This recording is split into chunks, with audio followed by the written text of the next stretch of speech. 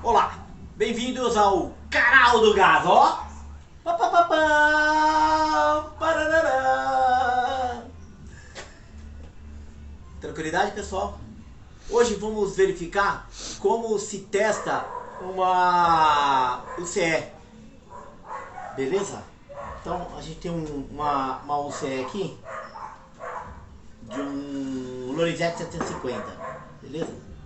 A gente montou toda a parte eletrônica que está aqui. Se isso aqui estiver funcionando, pode montar um aquecedor que ele vai funcionar. Tranquilo?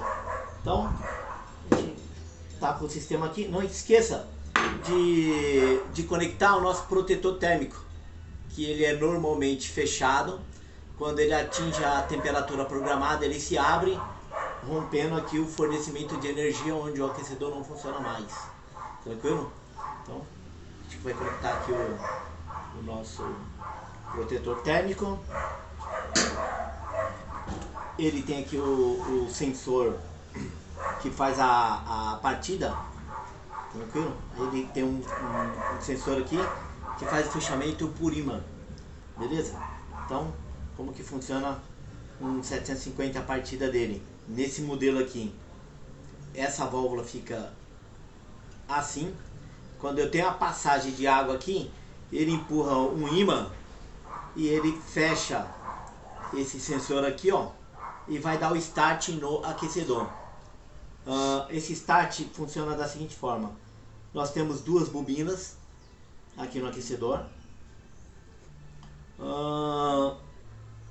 Na realidade, essas duas bobinas aqui é que faz com que esse aquecedor seja o famoso BP, que é o baixa pressão, tranquilo? Quando nós tínhamos aqui desse lado uma armadura de água com diafragma, a gente precisava de uma determinada pressão de água manométrica mínima para que o aquecedor funcionasse. Nesse caso aqui, uma pequena vazão de água com que eu consiga empurrar o meu ímã para cima para fechar aqui o sensor, o aquecedor já vai funcionar. Então você já descobriu aqui qual o segredo do famoso BP, que é o baixa pressão. Ele funciona com duas bobinas. Os outros, você tem uma bobina só que libera o gás aqui na entrada, e a segunda liberação de gás é feita pelo diafragma. Quando você abre a água, ele movimenta o diafragma, fazendo com que haja a abertura da válvula e a passagem do gás para o queimador. Tranquilo? Então vamos lá, pessoal. Conectei aqui, ó, o meu sensor. Assim que eu movimentar aqui o meu ímã, ele vai notar que ele abre as válvulas, ele pá, pá, e manda centelha. Início eu fiz a abertura de gás para o queimador, tranquilo? Aí ele vai esperar a resposta do meu sensor de chama. Então aqui nós temos dois eletrodos de ignição e um sensor de chama, beleza? Então ele vai fazer o centelhamento dos dois lados e esperar a resposta aqui no meu sensor de chama. Tendo chama, ele vai manter o gás aberto, vai manter a chama e vai manter o aquecimento, beleza? Uma coisa que a gente já comentou anteriormente, que os aquecedores precisam ser periodicamente trocados a pilha. A maioria deles vai duas pilhas D, que são as pilhas grandes, tranquilo? Então aqui no compartimento aqui, ó, nós temos as pilhas D. Ela não precisa ser Duracell, mas precisa ser alcalina, tranquilo? Porque as pilhas normais, elas oscilam muito a carga e vai fazer com que durante todo o tempo de uso do aquecedor eu preciso ter uma corrente contínua. Senão ele vai liberar a bobina e ela vai trancar o gás, tranquilo? Então eu preciso ter as pilhas alcalinas tamanho D, no caso dessas aqui vão duas, beleza? E a posição delas a gente já comentou. O lugar que tem a mola é o negativo, o lugar que tem a chapinha é o positivo. Então aqui vai ficar negativo e positivo. Quando eu fechar aqui, ó, a minha caixa, se aqui é positivo, aqui é negativo. Então aqui, ó, vou ligar o fio preto e aqui o fio vermelho, porque negativo do lado de cá tem que ser positivo, beleza? Então tranquilo. Fechamos aqui, ó. Vocês notaram que ele já abriu a bobina e está fazendo o centelhamento.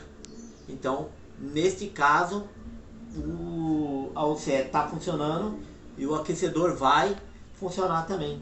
E se eu não tiver conectado aqui com o sensor, não tem problema. A gente pode fazer o fechamento dele aqui, ó, com a chave de fenda. Ó. Notaram pelo barulho? Plá, plá, centelhamento. E aqui a gente já tem a abertura. Deixa eu conectar de novo aqui o sensor. O sensor. Ó, vou abrir a água, ó. Vou abrir a água. Pronto. Abrir a água. Agora eu sopro aqui, ó.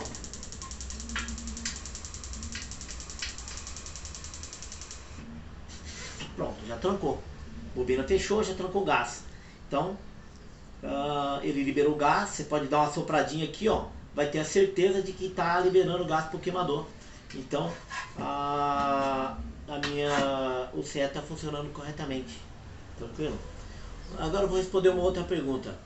Jairo, compensa eu comprar um aquecedor usado? Depende. Muitas vezes o aquecedor está lá funcionando num local, você tira, ele ficou por um determinado tempo lá parado, só tira e vende ele como usado. Não tem a garantia de que vai funcionar, porque fora que eu já joguei fora, jogo isso aqui direto fora, as UCS dão bastante problema. Às vezes ela não funciona o sensor, não funciona o eletrodo, porque se ele liberar, são independentes, tá? Os eletrodos são independentes. Se ele liberar, tudo isso aqui é lixo, ó. Beleza, pessoal?